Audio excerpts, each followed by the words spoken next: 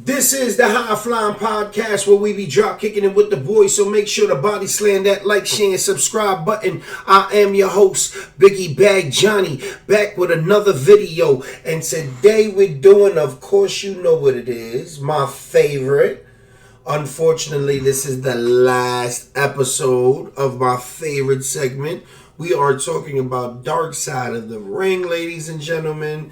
This one is a little too familiar. I feel like they reached on this one. You know me, I do my little dip and dab. We're a little late, by the way. We're a couple days late, but that's okay. Today we're gonna do a triple whammy. We're gonna watch Monday Night Raw. SmackDown. Whoops, I'm all the way off. We're gonna watch SmackDown. We're gonna do the Dark Side of the Ring. I've already watched it with the Marty Jannetty. They reached on this one. And we just dropped the Kelly Slaughter interview. So we're going to do a triple whammy today. So we're not going to talk a lot on this one. We're going to talk a lot through it. But we're not going to, waste any more time. Let's get into it. Dark Side of the Ring, the last episode, the season finale of Marty Jannetty's full story. So let's go.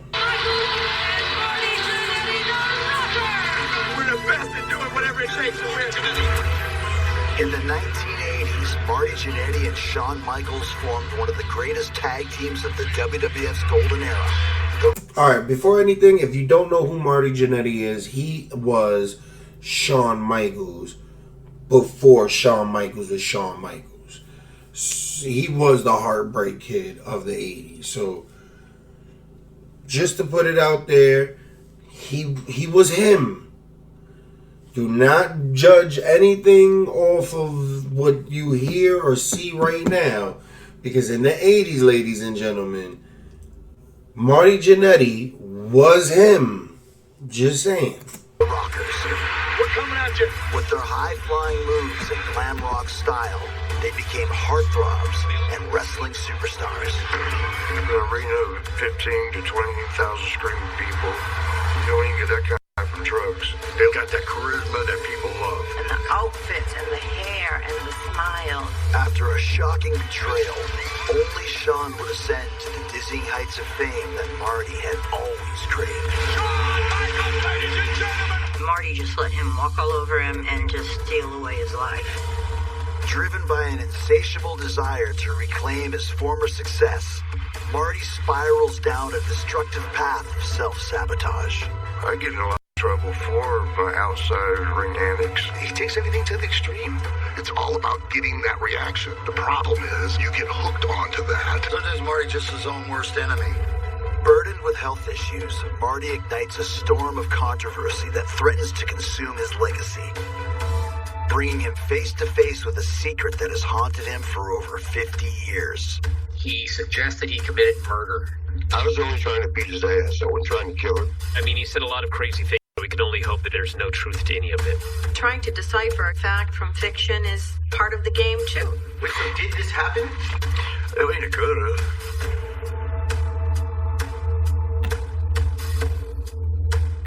Man, motherfuckers be reaching, man. They be reaching. I felt like they reach with this motherfucker. This whole episode's a reach. How you doing, brother? See you, man. Damn, how many cameras we got? 48 today. I am MJ in the house, otherwise known as Marty Jannetty, one of the rockers from back in the day. This morning was rough. Like instant nerve. I can touch it right now. There's a worst point. I can't wait till it heals, all the way so we can cut it open and put the joint back in. He's a very charismatic, very charming individual. My name is Al Snow, former WWE superstar. I met that motherfucker in real life. He's super cool. On top of him being super cool, he looks amazing to be the age he is. I've been a professional wrestler for going on 41 years, and at one time I was Marty Jannetty's partner in the New Rockers. And on that run, that was where Marty hurt his ankle. Really severely rolled it. And Marty Jannetty collapsing into the road. Over the years, just got progressively worse and worse. Yeah. Together and just were in the same class. I'm Lee McCluskey. I'm an orthopedic surgeon, do mostly foot and ankle work. Marty was a fantastic athlete, first of all, wrestling, of course. In high school, he had a lot of interaction with my brothers playing ball and so forth. I'm George McCluskey, and I'm a shoulder and elbow surgeon in Columbus, Georgia. Most people have one problem in one shoulder or one problem in one foot or ankle, but he's got about 6 or 7 things. MJ's up in the house. On a scale of 1 to 10, what kind of pain would you say Marty is under right now? 12. Come on now, man. Come on now, man. Jesus Christmas. That doctor working for the man. Listen, that's a cool ass doctor right there, boy. That's a cool ass doctor right there, boy. On a good day. On a good day, that nigga 12 bucks. Come on now, man. Come on now, man. And I took quite a few. The ankles were bound to go, and we're working on those now. I had joint replacement in the right ankle, reconstructive on the left. Both shoulders are kind of torn up. I remember him as being a very aggressive football player. Probably took sports more seriously than he did school. A little on the wild side. I remember we were in chemistry lab, we were doing some experiments, and they said, whatever you guys do now, do not put the blue chemicals in with the orange chemicals. And he didn't say why. I thought, I would like to know why. Well, I took the 2 chemicals and mixed them together, and wham! One girl, when she got blown back a few feet.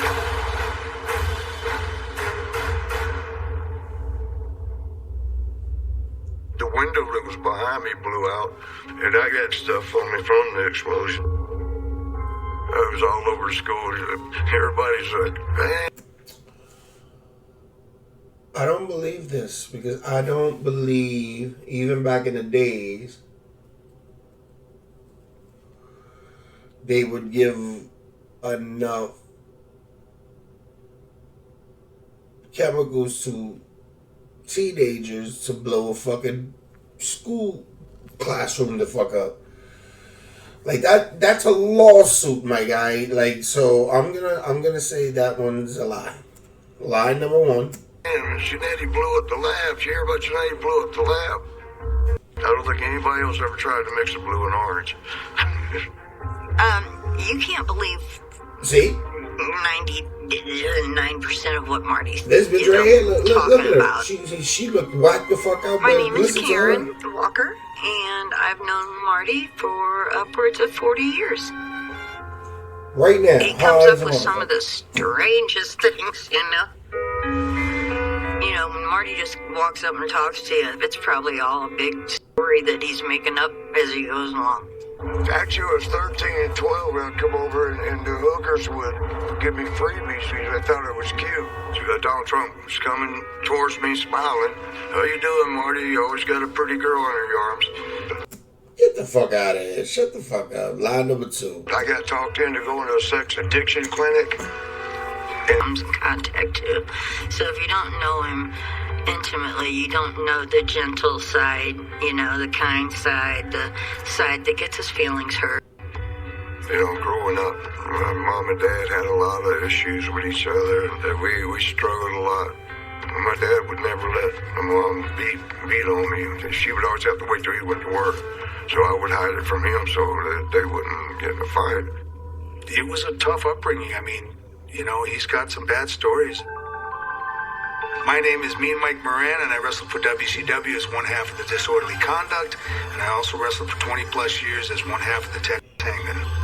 I met Marty in 1984. It was both our first territories, our first opportunities. Here we are 39 years later, still friends. Marty's mom was very abusive. His dad he loved to death, but his dad wasn't always there. I think that honestly athletics got him out of there. He was a good athlete, thankfully. And he punched his ticket. Got to see the world and get the hell out of Columbus. Determined to channel his natural athleticism into a pro wrestling career, Marty picks up the trade from veteran Jerry Oates before making his debut in 1983 in Mid-South. A great maneuver by Marty Oates. After jumping to Central States Wrestling in Kansas City, Marty's invited to mentor another young wrestler. So I'm looking for him in the dressing room. I don't know who I'm looking for. I went up to this one guy because he looked shy and quiet, kind of standoffish. He was sort of nerdy, you know. He had just blue jeans pulled up, you know, up under his abs with a big belt buckle, short hair. I felt comfortable. Go ask him. Like, well, I'm Shawn Michaels, and I'm thinking I'm supposed to hang out with him and show him around. Well, it's gonna take some work. You know, from there, it was probably 2 weeks later. They said, "You guys get together for a tag match." We went out there, and it was like magic. We were thinking. Mary Tabby goes, "Did you feel something there?" That chemistry. Yeah, that's different. With that chemistry. Those guys were incredible. My name is Pat Tanaka. I've wrestled for many decades, and I guess people would know me best because I've wrestled the Rockers for many, many years. Look out! Marty and Shawn would run out. All you heard was just loud, high-pitched screams of girls going crazy. Marty just seemed like he was out there having fun and just doing what he knew how to do. I'm Bruce the Barber Beefcake, WWE Hall of Fame. Beefcake, also known as the Delish. Marty had this thing where you just, no matter where he was in the ring, you couldn't take your eyes off of him. He'd go here or there, and he just, made you want to look and, maybe even like undress your eyes and wonder like what else was going on in that, little outfit he was wearing. Wow, right in front of your names. Having all these girls around for several states. I got into like middle school and I got a crush on Kerry Von Erich, and I went to see Kerry Von Erich one night and Marty was there and I saw him and I was like, oh my God, that's a Greek god. I'm gonna go home and throw rocks at my boyfriend. Yeah, and he was looking at me the same way. So we ended up getting together that night. Ew. Even back then, I'm sorry. Maybe back then that was the style, but bitch, ew. I'm cool. I'm his forever wifey, by the way. Every time I'm in St. Louis, I would see her. We hit it off and his girlfriend. He went for St. Louis. Fucking meth head love. Marty and Shawn have a stellar run in the AWA, culminating in a violent match that gets the attention of Vince McMahon. Dropping midnight from their name, the Rockers are signed to the WWF. And I think this is well known through the wrestling world what happened our first day in there. It was common for all the wrestlers to go out, party, rumble around, but to the extent that Marty and Shawn would go, it was ridiculous. We had great times. I mean, we had great times. But I feel like I get myself. To celebrate their first night in the company, Marty and Shawn joined their new colleagues at a bar. But their notorious reputation for... Shouts out to Shawn Michaels. I'm going to meet him tomorrow at Steel Con. Shouts out to him. So, partying precedes them. Jimmy Jack Funk comes up. Hey, I heard you guys are partiers, huh? Y'all supposed to be some big partiers. He goes, yeah, let me see you do this. And he takes a glass. He bit the glass. And Shawn's like, well, I can't do that, but I can do this. And he took a wine glass, breaks it over his head. And then they ended up throwing some shot glasses, I believe, over the bar at the Mirror. They would tear things up. They would fight. They would bleed everywhere. I mean, just like they were in a wrestling ring. Throw each other around and stuff. Just get so messed up. And that's why they were booted out, because they were just too wild. If we just got one day and out on this one day and done for WWE, now what do we do?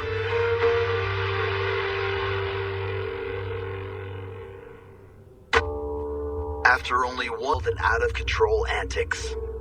And, I mean, what kind of luck, Gat luck that I talk about? I have not explained Gat yet, I'm going to bring it up as many times as I can because it's a factor that exists.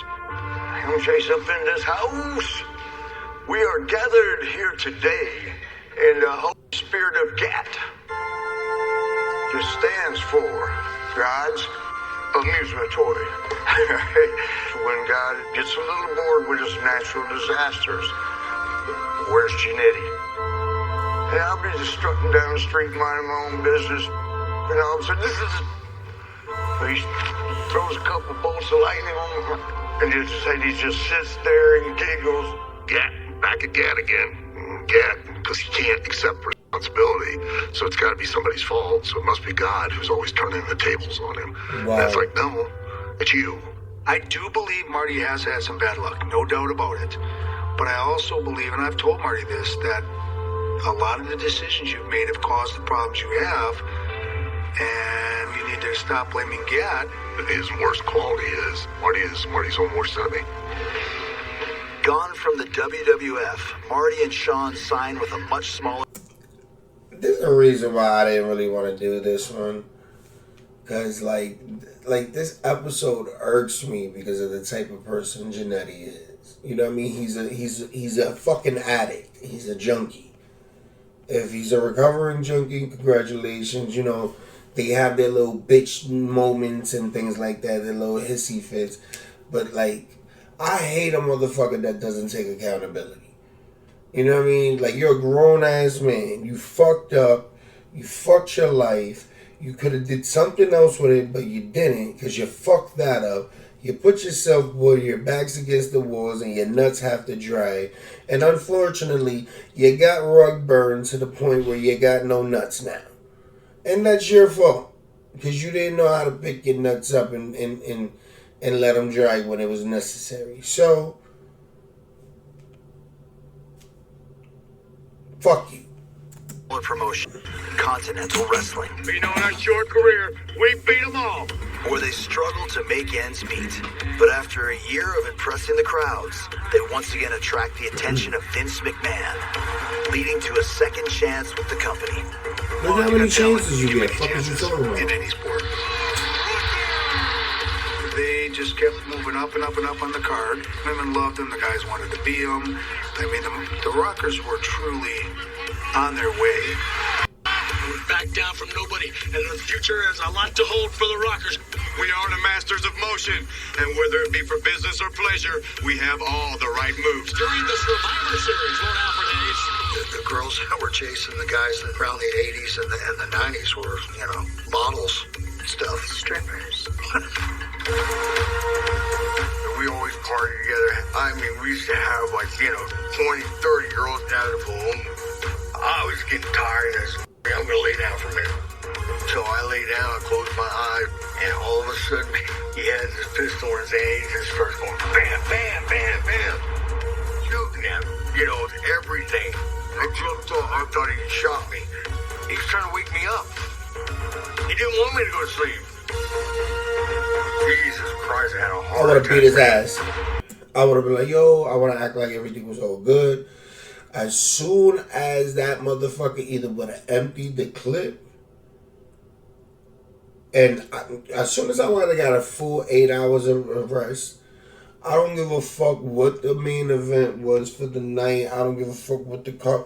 The moment I had enough energy to beat this nigga's ass, I'm going to fuck him up. Me is gonna be right there. I don't care how tired I am. I don't care how bad shit is about to go. As long as that clip is empty, my nigga, or I got a hold of the gun, nigga, I'm gonna whoop your ass. And if I get the shit under the ass whooping, I might just shoot you in your kneecap. Nah. When he had done that, he shot his car, put a hole in his bedroom, through the glass windows, and he got mad at me. You would have laid down, I wouldn't have had much fun. When Marty and Shawn were really hitting it out of the park, they'd go to the hotel, they'd take a girl to the room, and there were girls lined up in the hallway waiting to go and take their turn at bat. Like, we were on the road 300 days a year. We partied 290 of them. And Shawn and I were like brothers. We would room together. We would rent a car together. We'd eat together. We'd go to the gym together. You know, a lot of women we did together. And at one point, you couldn't have been a closer, couple guys in wrestling. As their popularity soars, Marty and Shawn reach the pinnacle of their careers as a tag team. But on December 11th, 1990, a tragic incident threatens to derail their momentum. Chuck Austin is his name. I had to show him there's this move I do for the finish, and the rocker drop. Look at this, here we go! I was going stepping through it. He goes, "Oh, I know what you're talking about. I know, yeah, I've done it before." And I know exactly what went wrong. But right before, I was going off the second rope and come down, grab by the back of the head, drive down like a bulldog, sort of type of thing. Well, he took that decent, and the crowd popped. It looked good. So when I got him up in for the rocker dropper, he was all excited, wanted to make sure he got that same pop. But see, he stood all the way up, dove down. He dove straight into the ring and broke his neck. I go to roll him over. I stepped over him. I saw his legs crossed. And I saw him. He was laying there and he picked his arms up and like wiggle his fingers. And I tagged Shawn. I said, "I think he might be hurt, man." And Shawn did great. He dove off the top. He did not touch him at all. And he covered for the pin. And he was laying there. He hasn't moved. And so we got out the ring. So by the time I got in the back, everybody's gathered around the monitors looking. But he has not moved his legs. They're still crossed. He's not moved from the spot. That's wild. But took him in the back and got him on a helicopter. And I'm watching all that. And just thinking, man, I caused that. His job was to lose, but he lost more than he bargained for. And Chuck says he expressed reservations about having to fall to the mat without using his hands to break his fall. I questioned him several times, and he told me he was professional and he would protect me. When I hit the mat, I knew my neck was broken. I find out 6 months later they're suing us for $10 million. The jury, they know what they saw on the TV, because they had the TV monitor and they showed them, and they reacted on that. I did too. There's a story that Dean Malenko came into the court. Yeah, Dean come in, they told the jury, well, now you're going to see the move. Brought the mat in, did the rocker dropper there. That's funny that Dean Malenko had to go in and tell him how to move. The jury just sat there like, just looking, but it was just no reaction, none. And for wrestlers, that's the worst thing. You either want a yay or a boo. You don't want just nothing. It was 7 days worth of trial. We're done. They got the judgment. And it was probably 20 minutes. When they come down and say, well, we're ready. It's hard to get 2 people to agree. Get 12 people, and you're ready in 20 minutes.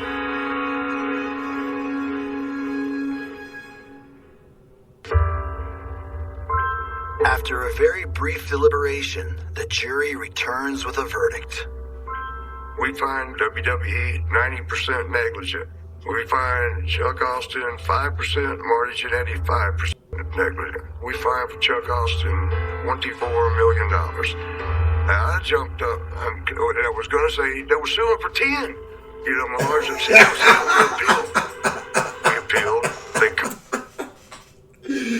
Yo, what? Yo, oh my God, bro. Yo, that's fucking hilarious, bro. Me and said we're willing to make a settlement for $10 million. You mean I got paid 5% on that? I think they had said they would just take it out of my royalty checks. I just didn't get as much pay as I was supposed to get for a while. The judge dismisses and says, you're out of it. There's not no evidence against you. That's the luck of Shawn. Shawn, I've said this 1,000,000 times, and everybody who knows him will agree. He can step in shit and come out smelling like a rose. I'm not a Shawn fan. Shawn didn't do the fucking move. How is Shawn getting out of the situation if Shawn didn't touch the dude?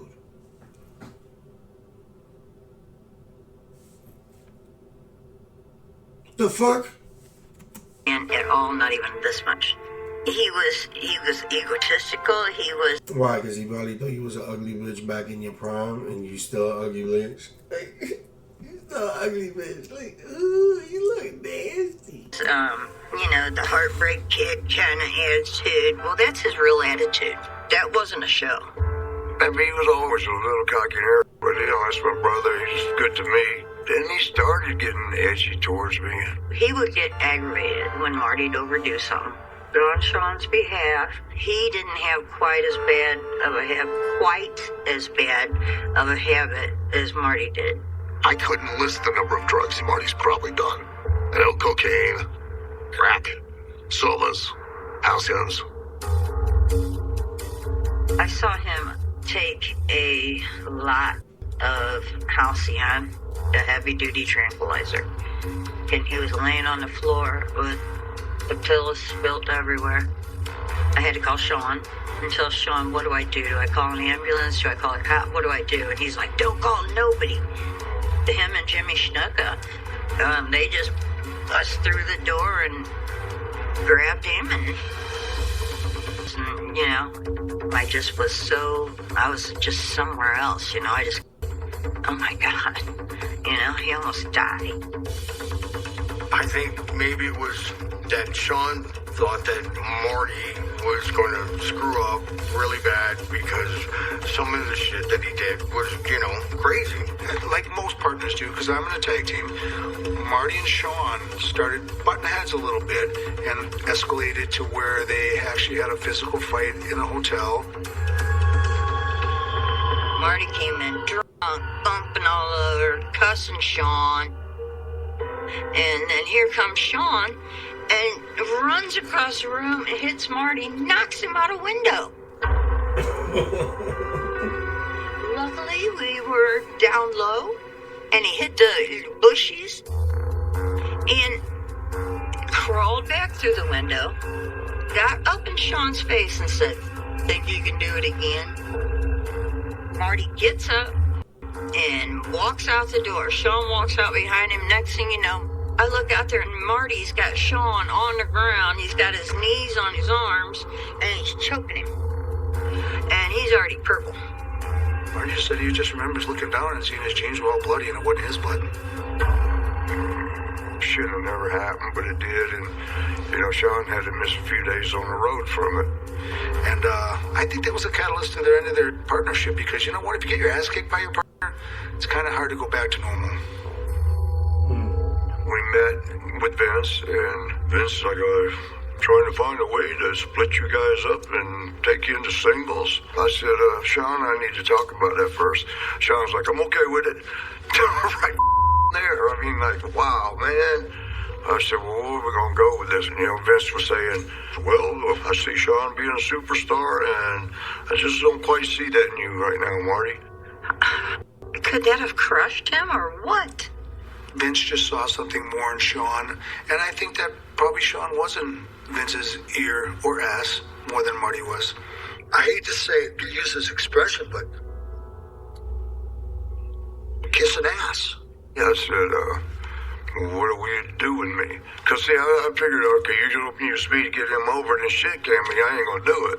But if you're keeping me aboard, you know, of course I'll do it. Although there has been a great deal of speculation as of late that I think that was the whole opposite of what he was saying, because, yeah. there's a little trouble there between the Rockers. What do you know about it? Any rumors? Have you heard anything?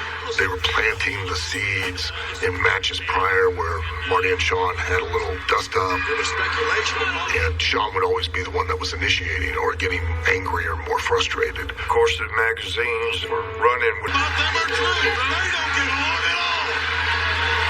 They had the barbershop, which was Bruce the Barber Beefcake's kind of like talk show. Let's want them right now. They're the Rockers. And that was the pinnacle of the turn. You've been having some problems, but I want to get you out here on the barbershop so we can talk about this thing and get it all straight once and for all. Before that day, I had no idea that that was going to happen. I don't want to put the blame back and forth, just like you said. I'll take the blame. I'm sorry. I want this thing to work with the Rockers. And if you want to go on your own, then walk off and leave. If you want to stick together and make this thing work, when I turn around, we're going to shake hands, and we're going to go on and rock and roll like the Rockers can do. He waits a second, listens to the crowd, saying, stay together, stay together. And he spins me around. Shake hands. Ladies and gentlemen, Told you. You know, the crowd goes crazy. I look that way, and he turns, wham! I knew he was going to do that. I just knew he was going to do that. And he kicked me so hard I didn't feel the glass.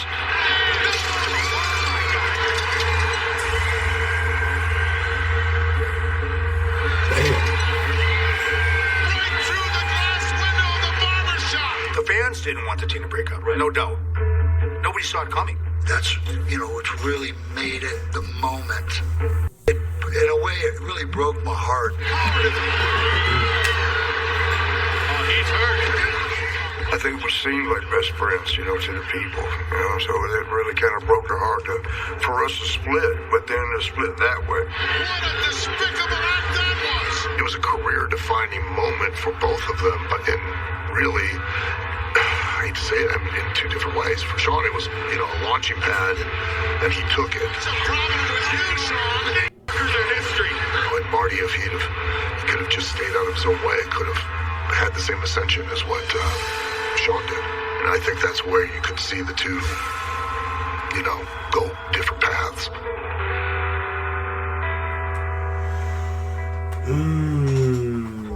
It be like that, boy. It be like that, boy. Soured by excessive partying and physical fights, the Rockers finally split, leaving Shawn and Marty to pursue their separate journeys as singles wrestlers. He was a little upset, and then, then he's, what's supposed to happen to me? And I said, well, what's going to happen with both of us? We're both going to then get judged on where our careers take. And say, you get over it, they're going to use your plans. Things definitely I think Marty resented Shawn at that point, and I think Shawn's trying to distance himself from Marty because he was, making his way up the ladder, and so he was trying to get as far away from him as he could. Marty lives for the moment. He just makes really bad decisions. One of the girls I was seeing down in Tampa, we went to a club, and she was a dancer, a stripper, dancer, whatever, exotic dancer, there we go. There was a policeman on the premises, passed me down, and he pulls out a little baggie of cocaine. We got arrested, and I did 6 months house arrest for that. He's got multiple stories of getting kicked out of multiple countries because he got arrested for doing something. They were just waiting to get his home. It was in India. It's a 5-star hotel. Marty goes up to a cop. Can I ride it? Can I ride it? Asks if he can ride his motorcycle. I'm sure the cop is thinking he's going to drive down the street. Marty goes up the stairs of this hotel. For some reason, the doorman opens the door, And there's all these people around the fountain. And then he goes straight inside the lobby. And then wipes out and knocks one of the dudes into the fountain.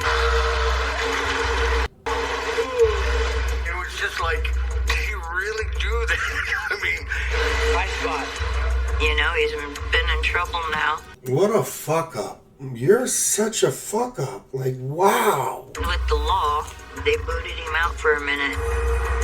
He and the Iron Sheik, I think he's ahead by one of the number of times that a person's been fired and then brought back and fired again and brought back. Marty Jannetty!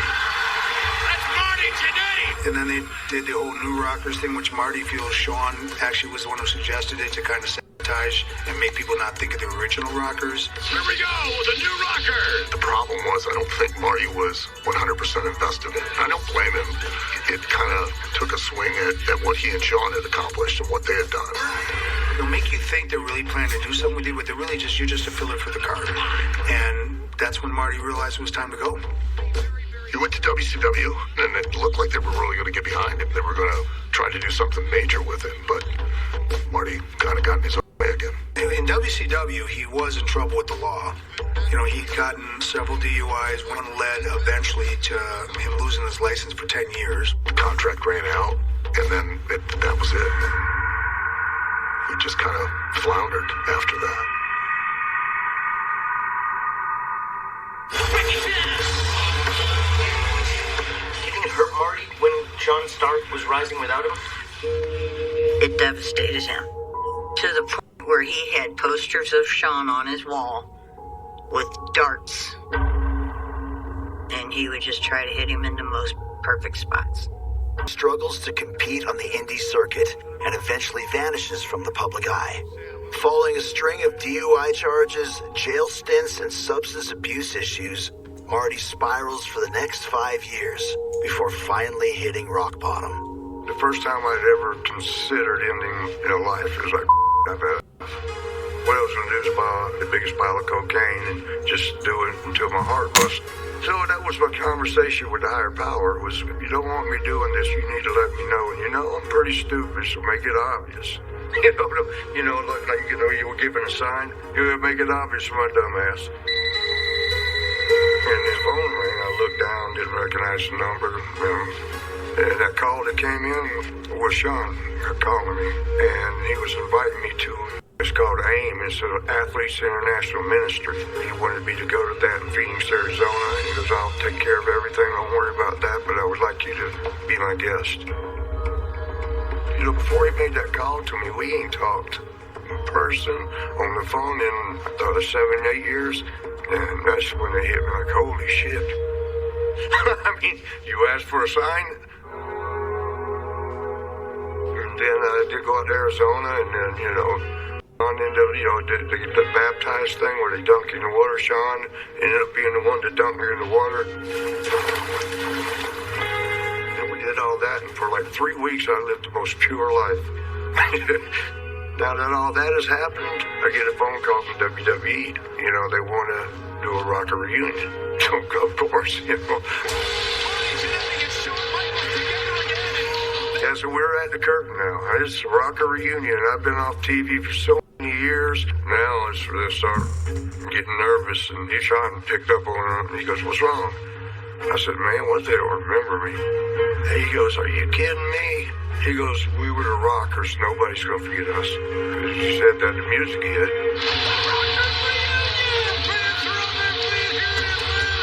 And I go out there and they pop.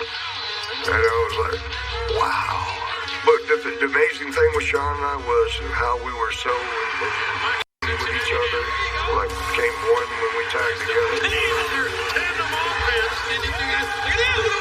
He played bounce over the rope and went down with her feet would hit the floor at the same time. Everything was in unison as a one. The next day, that's when they told me, well, you hell of a match you had last night. They want to give you a contract. We weren't going to use you. You'll make over $1 million. Couldn't ask for a better, come back. So you end up in jail a week later. After a successful Rockers reunion, the WWF plans to continue featuring Marty on a regular basis. But trouble with the law once again prevents him from capitalizing on the opportunity. Well, wifey, we got to the apartment and got into a big fight. And the neighbor called the police, and police show up. They were like, "Oh, he's on probation. Go get him." Yeah, you're a piece of shit, bro. You didn't want it. It's not nobody's fault. It's not that you wasn't talented enough. It's because you didn't want it.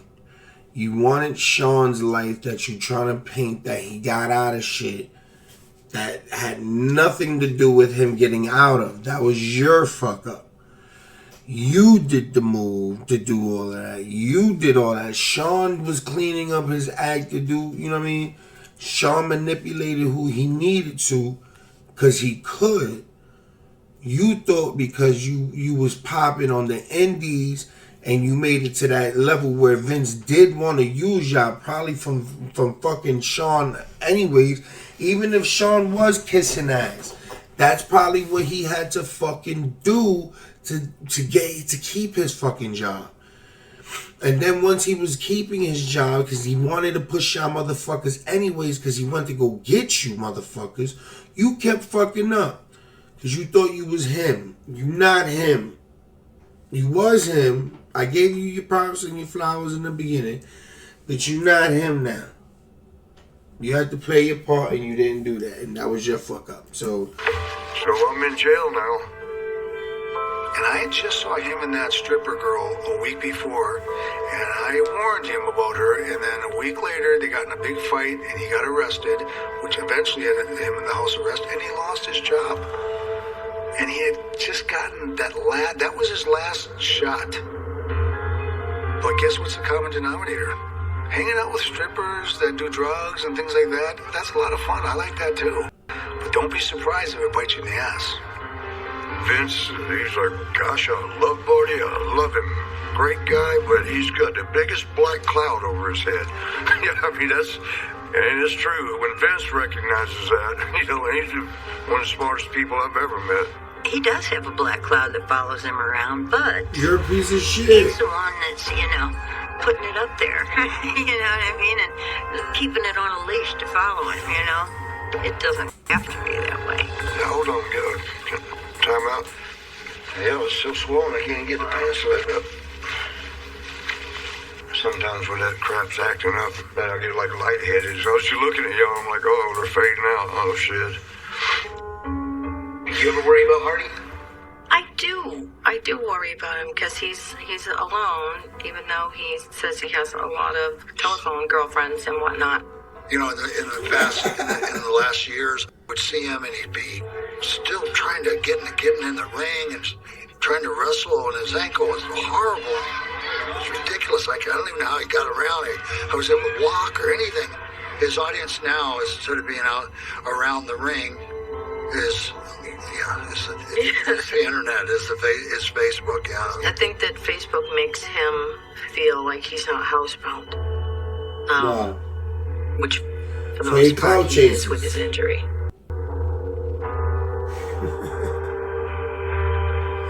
Marty Jannetty cloud chases. He can reach out and touch people. They can, respond to him. He can get reaction from people.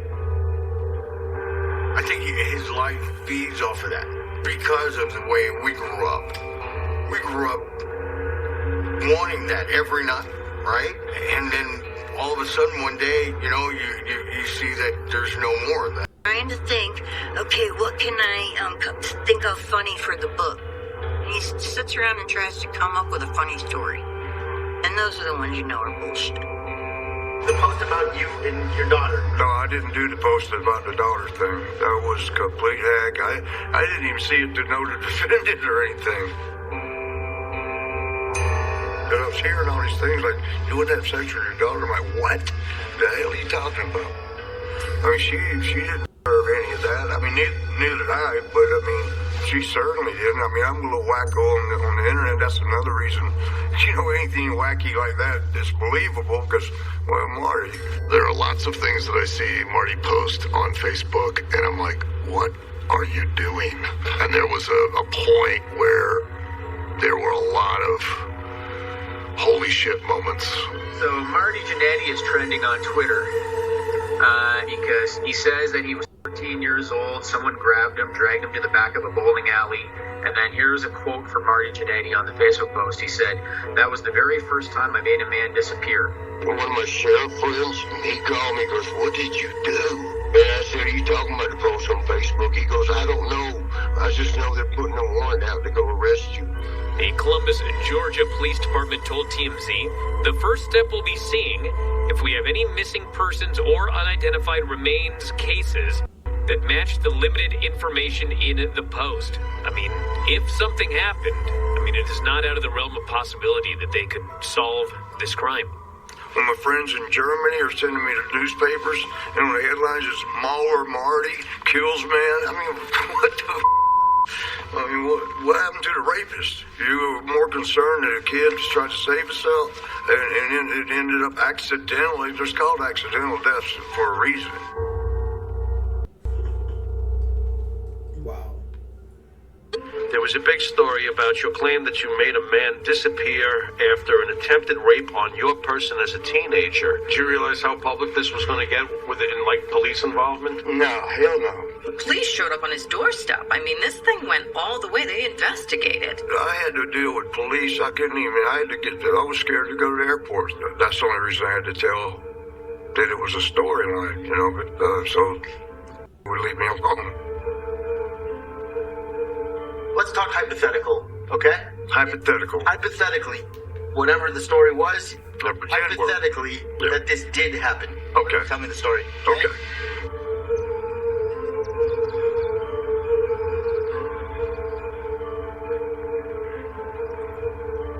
So this is a bowling alley. It used to be called Big. The dude that worked the front desk, but he also was somebody to buy weed from.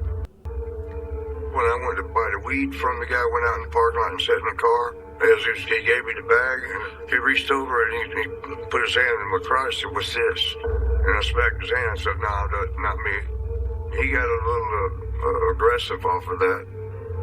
And he chased and grabbed and got me to the back. Big boy, man, he got me down and got on top. And, you know, he was trying to get to my pants, unbutton, you know, take my pants down. I'm got a 200-pound weight on me, so this is as far as I can go, and it's right there. And it was about this size, maybe a touch bigger, maybe. But it was like, get off me, you know. I'm just trying to get him off. And evidently, I called him in the wrong place, in the temple that can end your life. You know, I'm thinking, don't know what to do. I mean, do I tell the police? And I thought, go get my family member. We both agreed, can't call the police. You know, we thought that would be the wrong move.